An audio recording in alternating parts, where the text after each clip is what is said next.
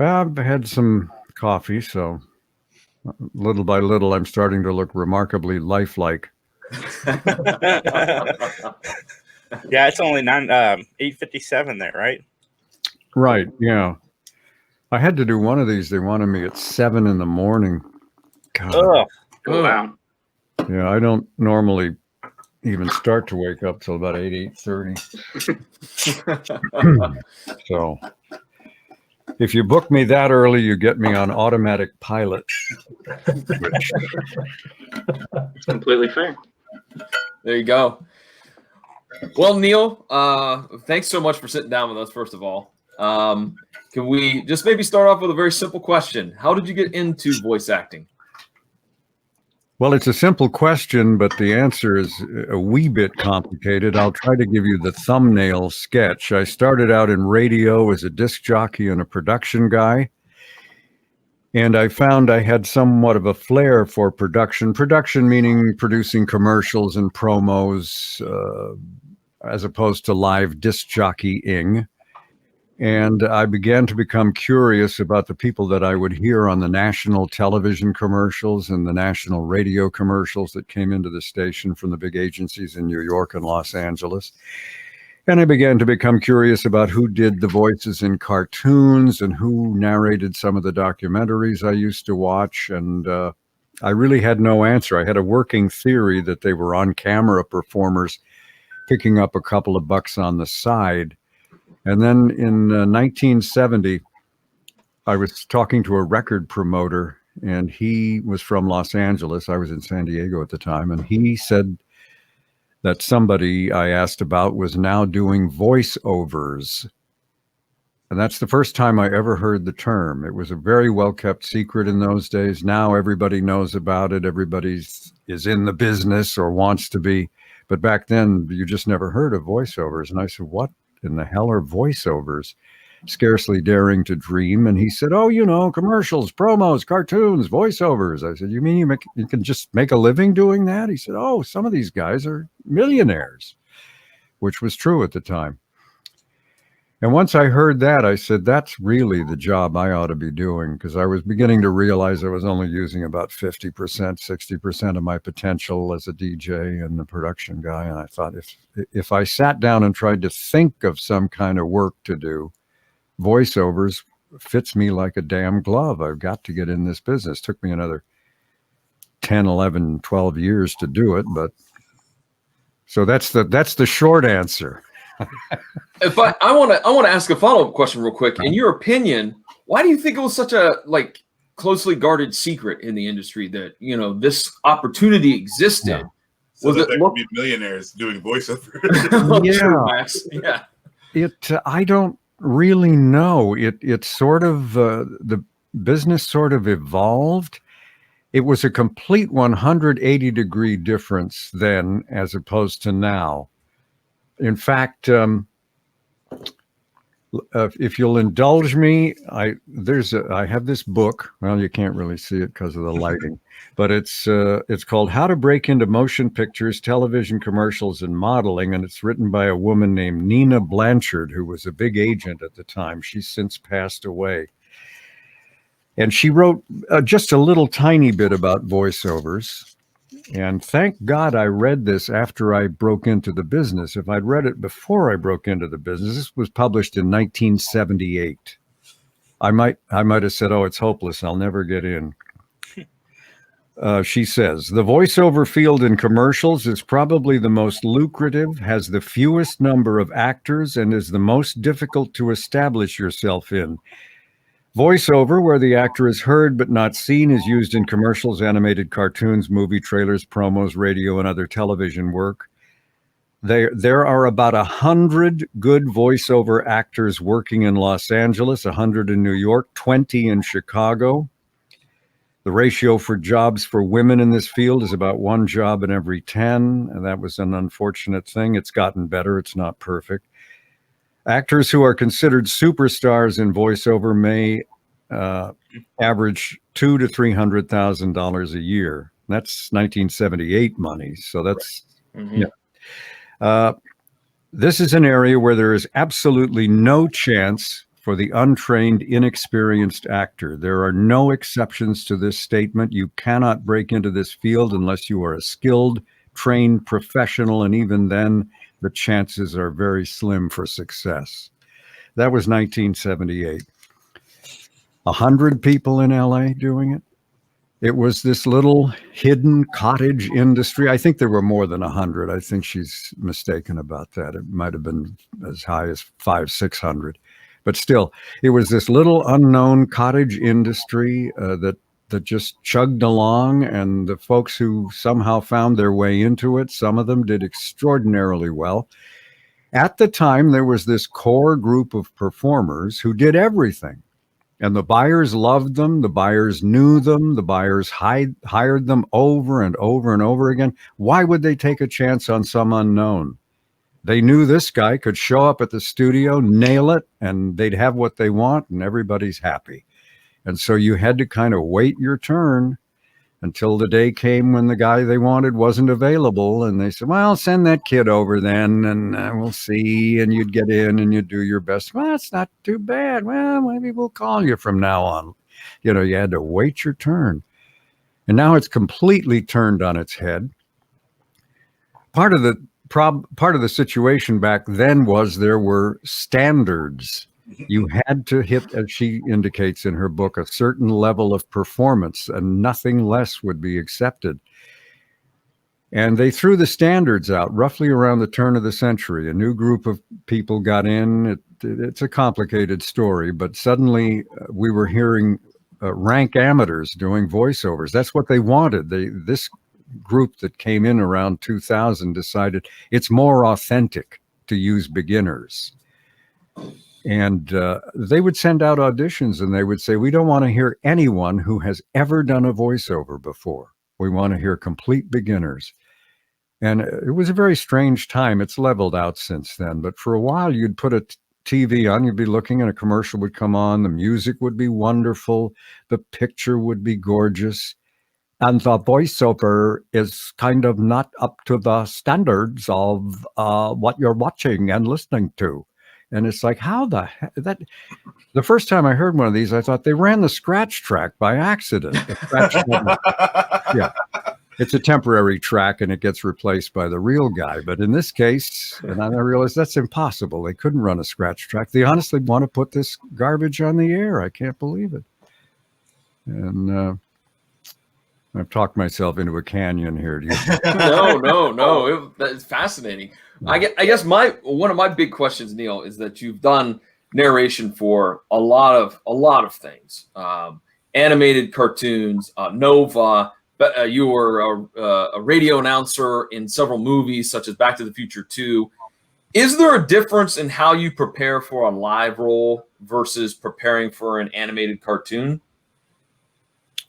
There's not a lot of preparation in this business. Okay.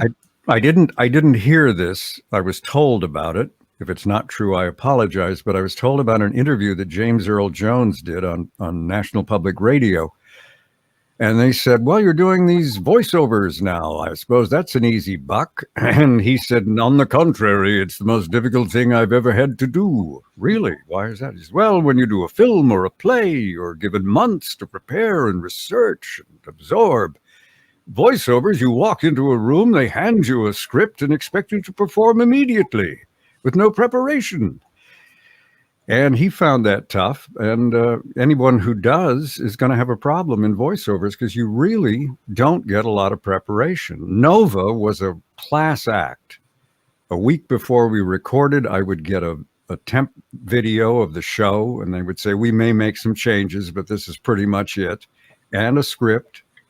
And I could, and there was a scratch track, and I could watch the whole thing. And when I went in, I knew what the picture was. I knew what the music would sound like. I knew the mood they were going for.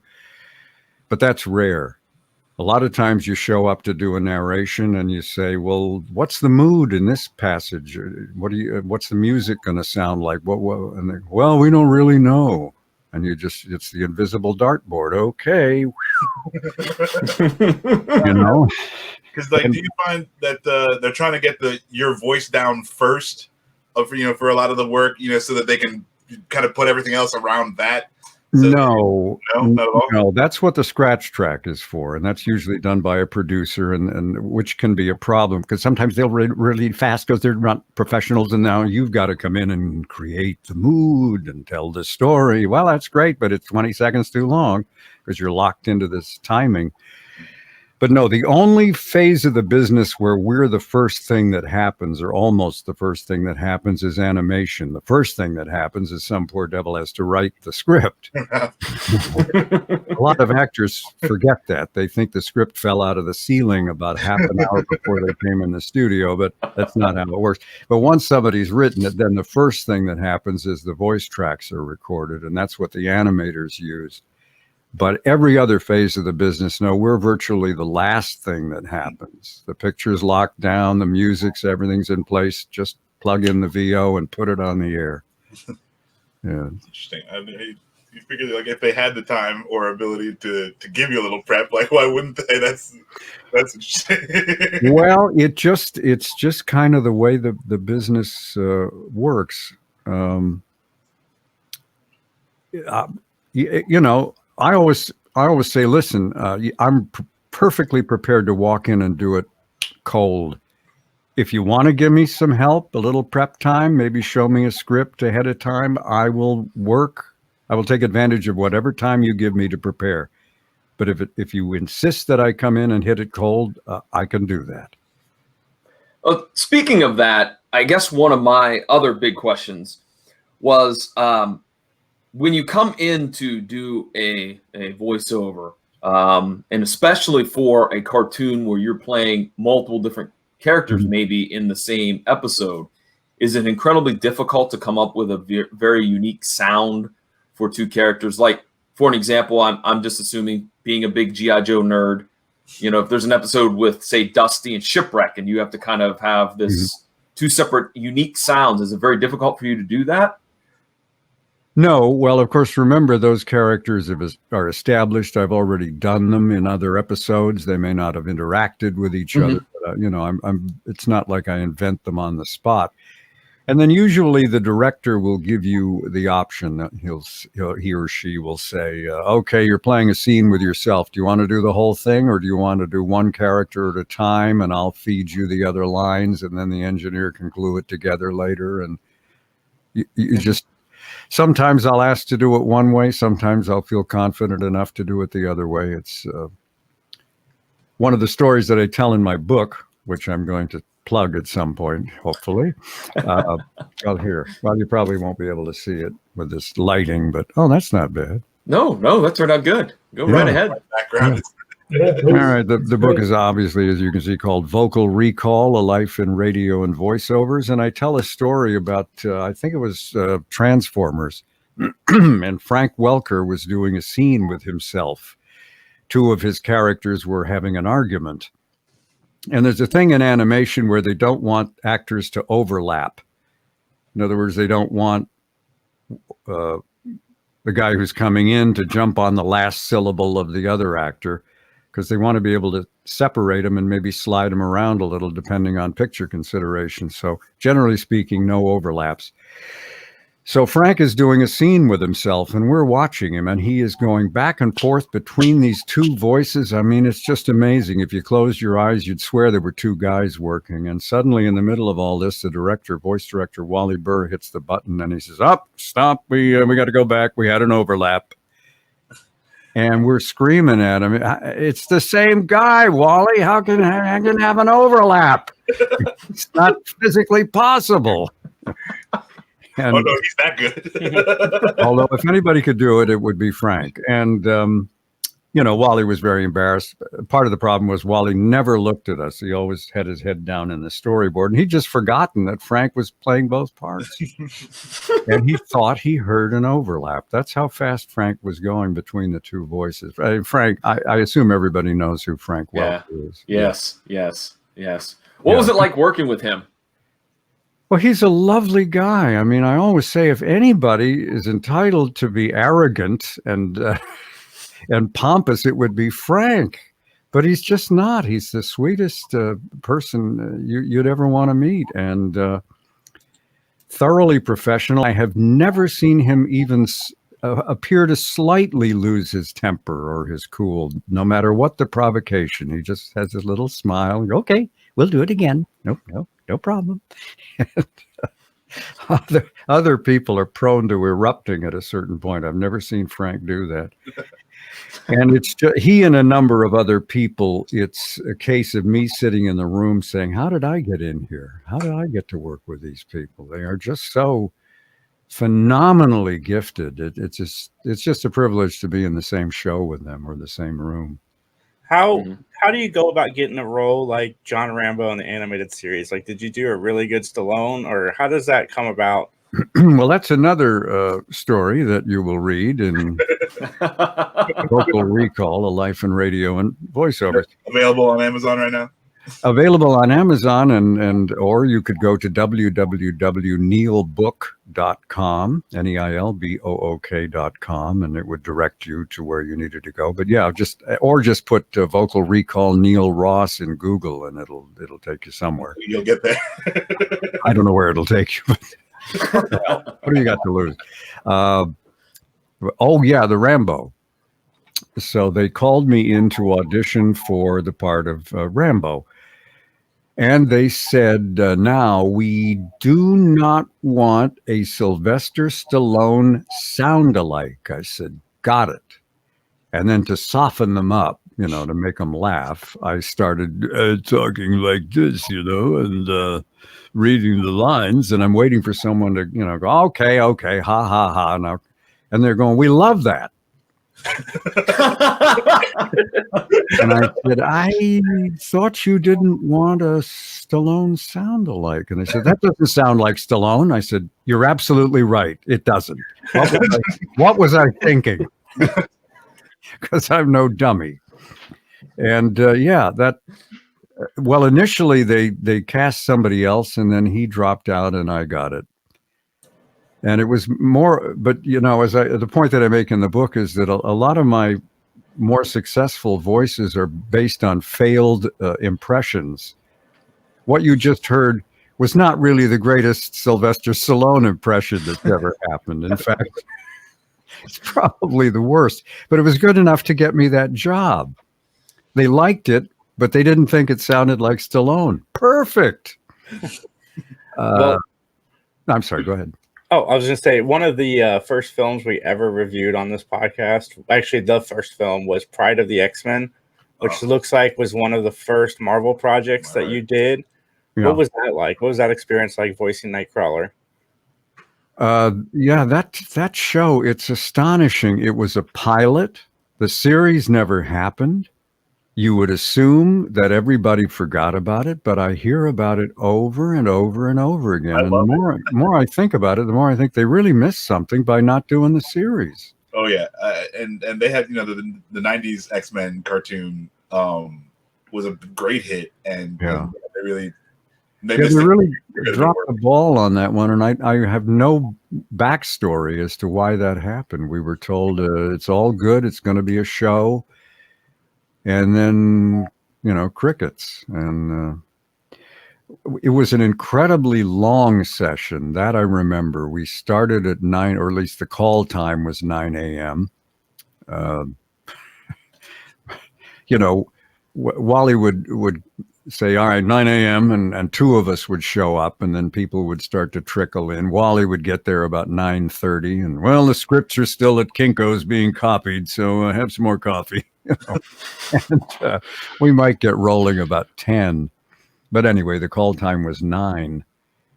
And of course, there was lunch and dinner, not provided, you understand. We didn't go out and get it. But anyway, I got sprung, as I recall, at 10 o'clock that night. And when I left, they were still going. I don't know when it ended. It was the longest session I've ever been involved in. And why, I don't know. Wally just wanted, the rehearsal lasted forever, and then he just wanted a lot of takes, and it was slow going. And I don't have any specific memories other than the fact that like I said, I got out of there at 10 o'clock at night, so that I've been there since 9 in the morning, and there were still actors in there working when I left. And, well, yeah, no, it's something based on comic books, and that sounds like what goes on with comic books. There's always delays, and it takes way longer than it should. well, it's a funny thing. Some actors got mad at Wally. His sessions probably were the longest of any director I ever worked for. And people would make the case that it wasn't necessary. It could have been done more rapidly, and maybe that's true. But, the two shows that I'm really remembered for, the two shows that are the big reason that I get taken to or asked to come to conventions and get all sorts of adulation, would be Transformers and G.I. Joe. And both of those were voice directed by Wally, and he would be entitled to say maybe there was a reason they took a long time, kid. And I wouldn't necessarily argue with that. It's tough to say, but his were the longest. So speaking of Transformers and G.I. Joe, you came in, you were there for the animation just boom. They're trying to sell toys, they're making cartoons for everything. How, what was that like? Was there, you said it took you about, a decade to get really fully into the voiceover business. When you got there, and then the animation boom, where did the phone just start ringing off the hook, and then, they're like, we got another one, we need you, or how did that go for you? Yeah, no, it was an astonishing period for the, as I mentioned in the book, for the first time in my life, I was in the right place at the right time. What had happened was the Reagan administration came in. He appointed a guy to run the FCC, and both of them, Reagan and this guy, I've forgotten his name, were into deregulation. And one of the deregulations they did was involved children's television. And because of the deregulation, it became economically feasible to do these large syndicated, 65-episode syndicated shows, which would run in the after-school hours on television. Prior to that, it was a very small deal. It was just Saturday mornings on the 3 networks and a couple of shows that ran on Sunday, and that was it. And they'd only do 13 episodes, and sometimes the second season would only be 8 episodes. I mean, nobody was getting wealthy voicing cartoons, believe me. And then suddenly, this ruling came out, and it was like an avalanche. There was audition here, audition there, a new show here, new show there. We just got caught up in this tsunami, and there weren't that many of us at the time. And so we just showed up and took advantage of the situation. It was a wonderful 10-year run for me, anyway, roughly 85 to 95. Mm-hmm. And it was wonderful. Wonderful. One of the cartoons I need to ask about is that you were the voice of Mean Gene Okerlund on Hulk Hogan's Rockin' Wrestling cartoon. That's right. Did you ever get any comments from Mean Gene? Did he ever send you a note going, that portrayal is spot on, or anything like that? Or no? Never heard from him. I don't think any of us ever heard from any of them. I don't know what they thought of it. If they were even aware of it, they must have been. But no, I never heard from him. Okay. But he was. The only reason I got that part was I was really pushy, because I came into the audition and they wanted to voice match all these wrestlers. Well, they all sound like this, And I can do that, but it's not my natural voice. And if I do it for a long period of time, I lose my voice. And I'm looking at these and I'm going, they need to cast people who pretty much sound like that. And suddenly I'm looking through this pile of, there's Mean Gene Okerlund, an ex-radio guy like me. I can do this. And I said, can I please read for the, don't bother. They're probably not even going to put him in the show. Forget about it. Here, do this wrestler. Yeah, okay. And I kept coming back. I kept saying, could I just do one odd? No. He's not even going to be in the show. Finally, they said, all right. And I got one pass at it, and they threw me out. And I got the part. I don't know if anybody else even read for it. And he was in every show. Sometimes he only had one line. He'd pop up out of the water or something, spit the water out, and say, "Hello there, boys and girls," and that was it. You know? That's the smart play. Yeah, it's a job. What can I tell you? Yeah. I did have a question. Sorry. Have you ever had a voice kind of evolve over the course of the seasons, over the course of your career doing one part? Just say, hey, we're kind of tweaking the voice, or is it more important to be consistent from pilot to the end of the season or series, rather? As far as how the voice sounds, yeah, they want consistency. Like any part, the more you do it, the better you get at it. Sure. You know, the pilot episode, I don't know. It's interesting. I just stumbled across a thing on the internet. It's Hugh Laurie auditioning for House. And even just sitting in a chair with some guy off camera feeding him lines, he's got that House attitude. But I'm sure if you contrast what you see there with what he was doing in season 3, you'll say, there's a bit of an evolution there. Sure. But no, they want the voices consistent, and sometimes that's an issue, you know. And they've got to drag the reference tape out of the vault and play it for you and get you back into the pocket. But yeah, consistency is what they want. Did I read? Oh, go ahead, Scott. You go ahead. I was just going to say, you've had a number of stories where you've kind of done other sound-alike roles. And I know you said you don't recall a lot of your video game roles, but you did play Han Solo for a number of games. When they brought you in, did they basically say, give us your best Harrison Ford? Or did you have a little more freedom? No. The name Harrison Ford was never mentioned. It was pretty much just my voice with, a little bit of a hero edge put into it. And people ask about that quite a lot. No, nobody ever said Harrison Ford to me in any of those sessions. Harrison Ford doesn't really have like a distinctive voice, though. I mean, maybe now that he's a little older, his voice is more, I don't know what to say. Like, you can definitely tell it's Harrison Ford speaking, but I don't know. I don't think you can. It's not like James Earl Jones where there's like a thing to it. Like he's just like a guy. Yeah, it's interesting. It's not a bad. I think he has a wonderful voice, but there's not, to my ear anyway, any sort of hook you can grab onto to do an impression of him. Right. The way there is with some other, like actors like Jack Nicholson, for instance. There's somehow that there's some hooks you can grab onto, but think of Kevin Costner. Not an unpleasant voice; it services him well, but I wouldn't know how to even begin doing an impression of him. There's nothing to grab onto. And that's kind of why I was curious, because he does have kind of a generic voice. So I was just curious if that was like, do that, and you're like, well, I don't. There's nothing really to do there.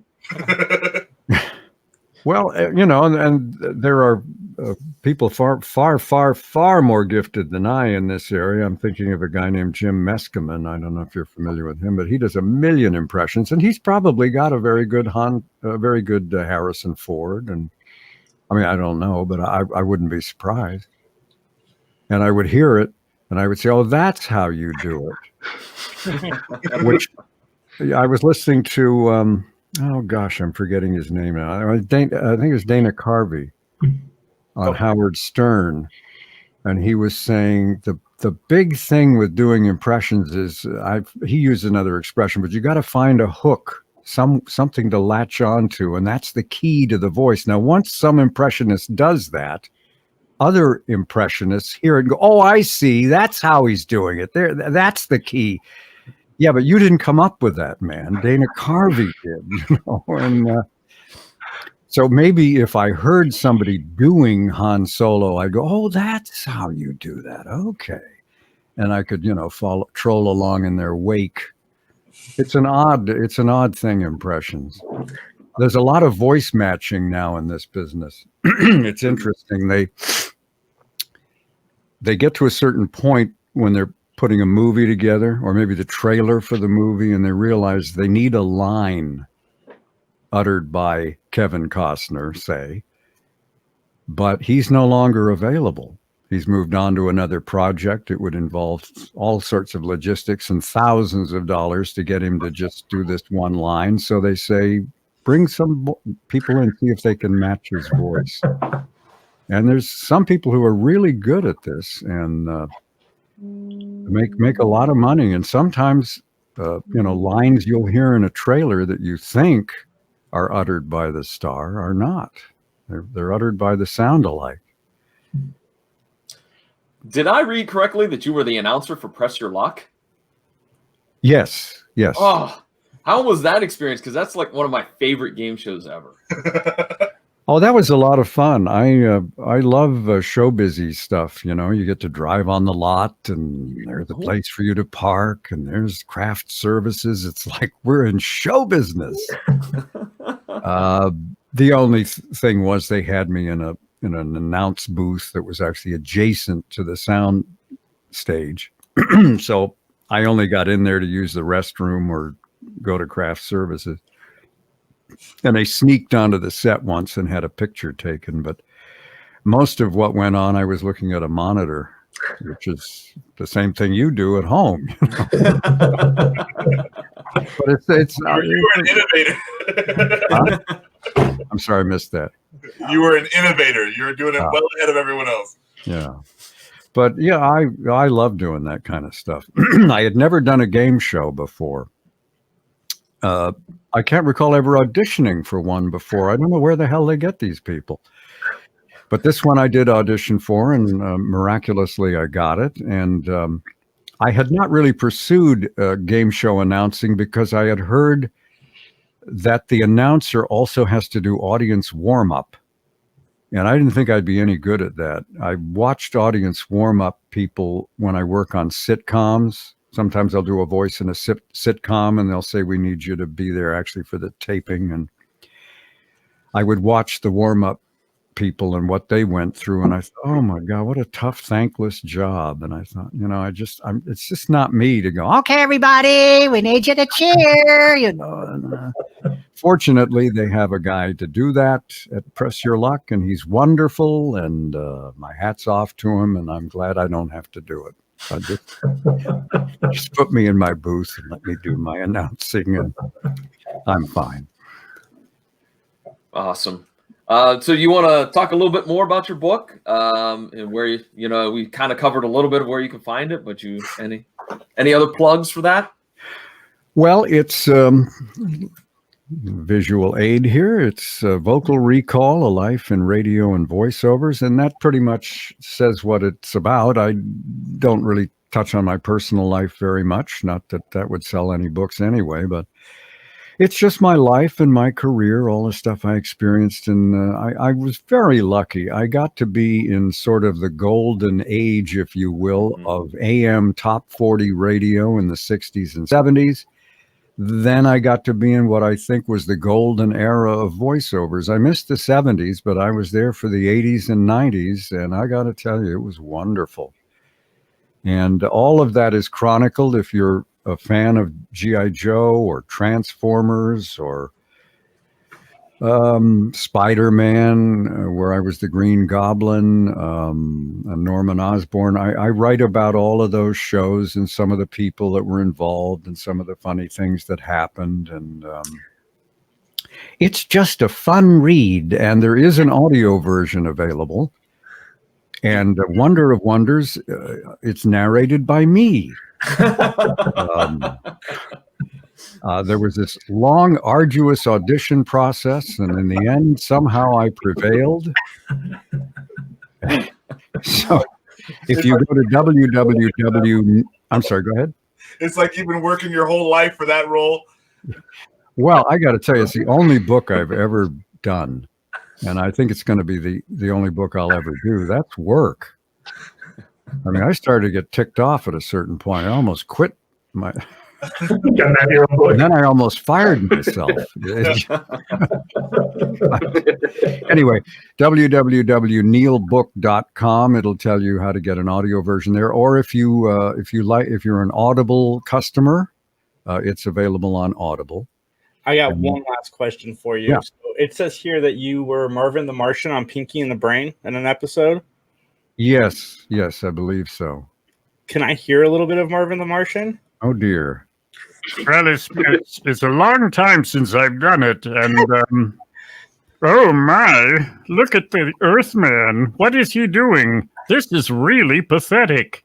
I would need to sit for a few hours and work on this to get it back, but somewhere in there. That is amazing. That is Bravo. Thank you so much, Neil. I know that some of the guys have already started your book. Some of them may have finished. I gotta go buy it right now. I'm a few chapters into it right now, so it's good stuff. I recommend it. And like the descriptions to get the book are in the description of this audio or video, however you're watching us or listening. And again, Neil, thank you so much for coming on. We appreciate it. Oh, guys, my pleasure. My pleasure. I had fun today. Thank you. I hope you did. We did. Thank you. Yeah. Thank you. From Pretty crazy. Max, Justin, Scott, and John, 3 Geeks Podcast, PVD Cast. Everybody have a great day. Thank you so much, Neil, for